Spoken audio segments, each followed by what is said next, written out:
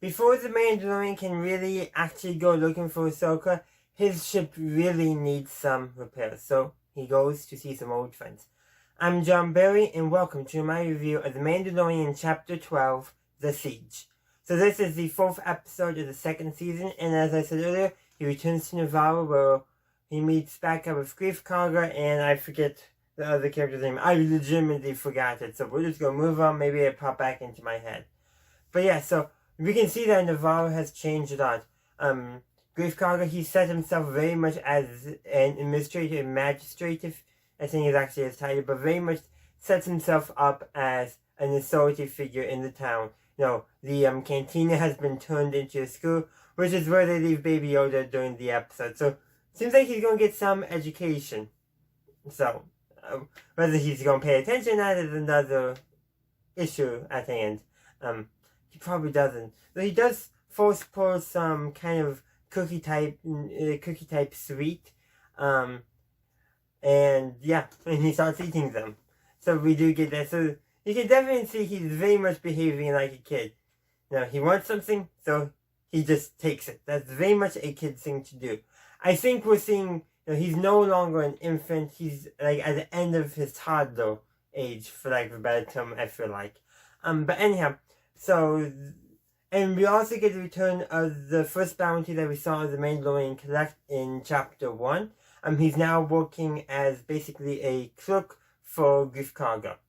And, well, there's still, Greef has done a lot.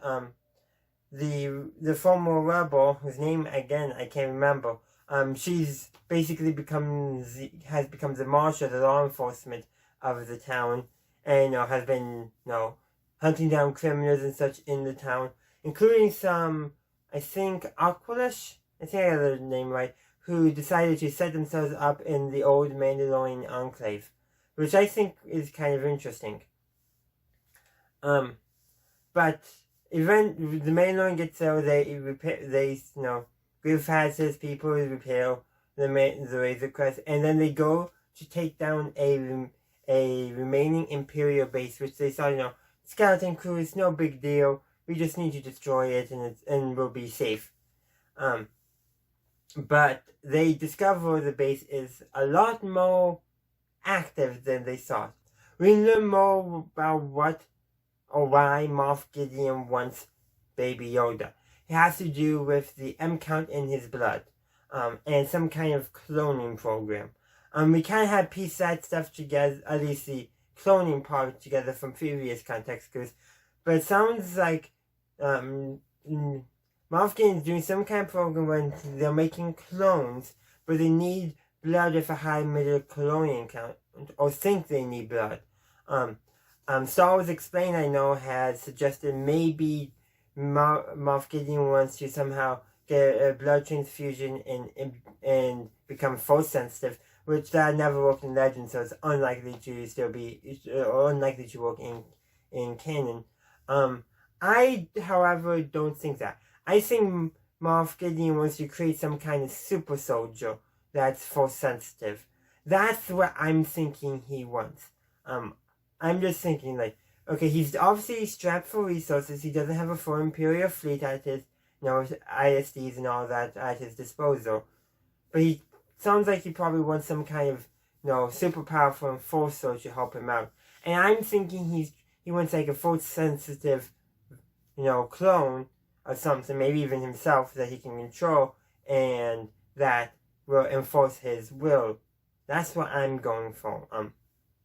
Again, it could really be anything. But Mandalorian and the crew, they do end up destroying the Imperial base. They basically go and shut down the thing that's keeping the lava at bay. And during the escape is when they find out all about this stuff. And so the Mandalorian, they tell him, go take off, you can jet back, to protect Baby Yoda quicker. Meanwhile, they find a way out, and it's just a fun chase scene is what it ends up being. And I gotta say, it really was fun. We got to see more of the TIE Outlanders, which actually makes sense. If you're strapped for resources, yeah, you probably do want TIEs that can land on the ground so you don't need extensive docking facilities, and TIEs that I think TIE Outlanders have a hyperdrive. And I don't know about shields, but yeah, it would make sense to give one more versatile TIEs if you're strapped for resources. We saw that in Legends. And Moff Gideon has clearly set himself up as an Imperial warlord. But he's not super powerful because his flagship is in Aquitans, not in ISD. Which, this is, if I'm correct, our first live-action appearance in Aquitans. So that is very nice to see. And we know his fleet used to be at least one Aquitans and one Gazanti, but we know Bo-Katan and her Mandalorians have commandeered it. He's probably got other Gazantis and Aquitans under his control. But yeah, and he's in the room with some, look to me like TIE fighter pilots. That's what they remind me of, but some people have pointed out they do look somewhat droid-like. So my thing is, okay, some kind of battle droid to supplement the forces. Also, these, droid type things are being worked on by engineers that we saw in Rogue One, not by the cloning people we saw in other areas. So that, I think, is interesting to note. So that tells me that those separate projects, but they could be connected, The cloning is looking at making clones, but the engineers are looking at combining those clones with droids, much like the Dark Forces project from Legends, which I think would be an interesting idea. So obviously something's going on. I'm going to say at very least it's something to booster Moff Gideon's forces that will eventually pose a threat. But yeah, that is pretty much the episode. We also do see a scene where Din is he's slightly lifting up his helmet to eat with Baby Yoda, so that is telling us that he's relaxing a bit. He's not being as stringent about the creed as he was, but he's still he's still following, but he's not being as stringent as he used to be. Clearly showing that the events of last episode are having an impact on him and potentially having him reevaluate. Now, he will, I think, by the end of the season 2, take his helmet off again, like he did in the previous episode when it was basically a life or death situation for him, and the droid basically says, I'm not alive, therefore you can take your helmet off in front of me. Lots of people may dispute are droids alive and sentient and such, but that's outside the scope of this video. Actually, the channel, the Pop Culture Detective Agency, recently did a video about droids in Star Wars. Go check it out over on YouTube. It's a good video, really covers everything. It focuses mostly on the movies, but that's actually, he acknowledges that he's focusing mostly on the movies, so there's that. But kind of going back to the Mandalorian and his helmet, I have a feeling by the end of this season, he will be taking his helmet off again. Not to save himself, not for an droid, but for Baby Yoda. Whether it's because Baby Yoda needs it more than him, which I think would be just adorable, or somehow he's going to be taking his helmet off to save Baby Yoda. That is my prediction. I think it's a logical next step. It will also show him growing as a parent. He probably does need to learn a bit better parenting and not exposing the child, Baby Yoda, to so much violence. That's probably not good for someone Baby Yoda's maturity to see. But we do also know that he is truly caring and he's learning. At the beginning of there's actually there's like a small conduit that he sends Baby Yoda into and moves him while it fails, but then he's trying to teach Baby Yoda responsibility, you can say. And then there's other things like where Baby Yoda's having during the fight, because he's in the Razer Crest with the Mandalorian when they take out the remaining ties. He's just having fun like he's on a roller coaster, which I think is cute. And then from the cookies that he took earlier, he throws up.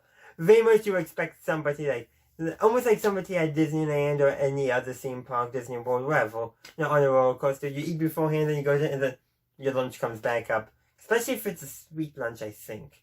I'm not a big roller coaster person, in case you didn't know. But that's kind of it. And also we get the return of one of the X-Wing pilots, not the one played by Dave Filoni, but the other one.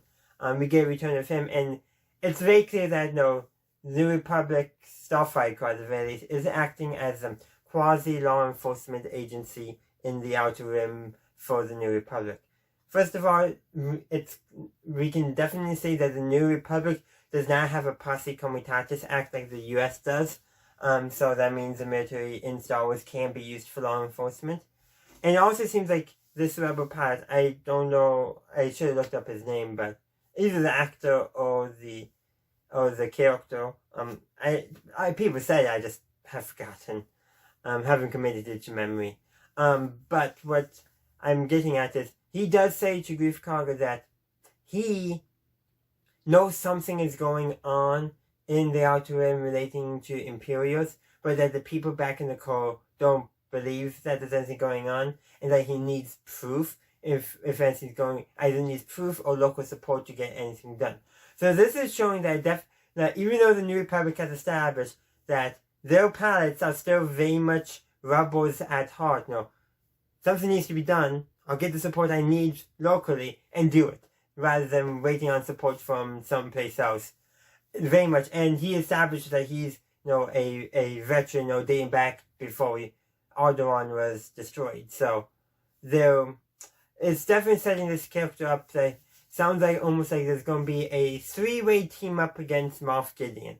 We're going to have the Mandalorian, we're going to have Bo-Katan and her Mandalorians, and we're going to have at least one New Republic pilot. That's my prediction. But it's definitely laying the groundwork for things to come. We also learned that Moff Gideon has a tracker placed on the Razer Crest while it's on Navarro through an agent. So that's also establishing for us that, what's the word I'm looking for? That, that's basically giving an excuse for Moff Gideon to appear where the story needs him at a moment's notice. That's really what it's very much a plot device, but a very good one, because it's one done realistically, and we know about it. And so now we know that at any moment in the upcoming episodes, Moff Gideon could just show up and change everything about what's going on, which I think is a very good storytelling device.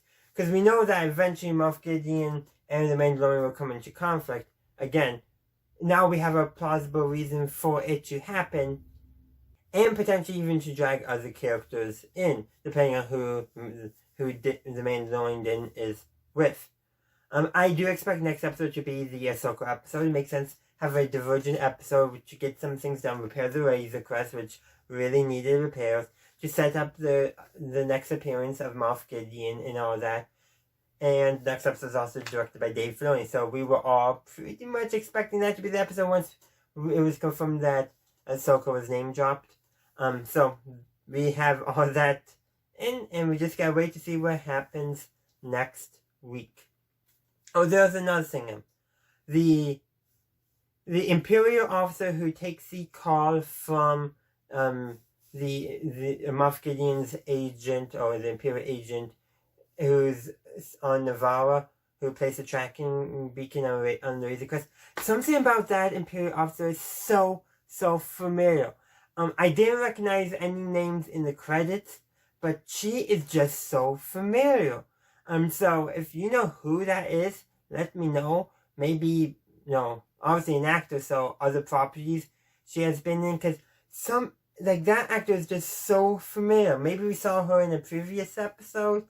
I don't know. Something about this character or actor is so familiar, and I just cannot place it. But if you know at all, let me know. I will be happy to be informed. Again, as I said, I didn't recognize any of the names in the credits, for this character, so that did not help.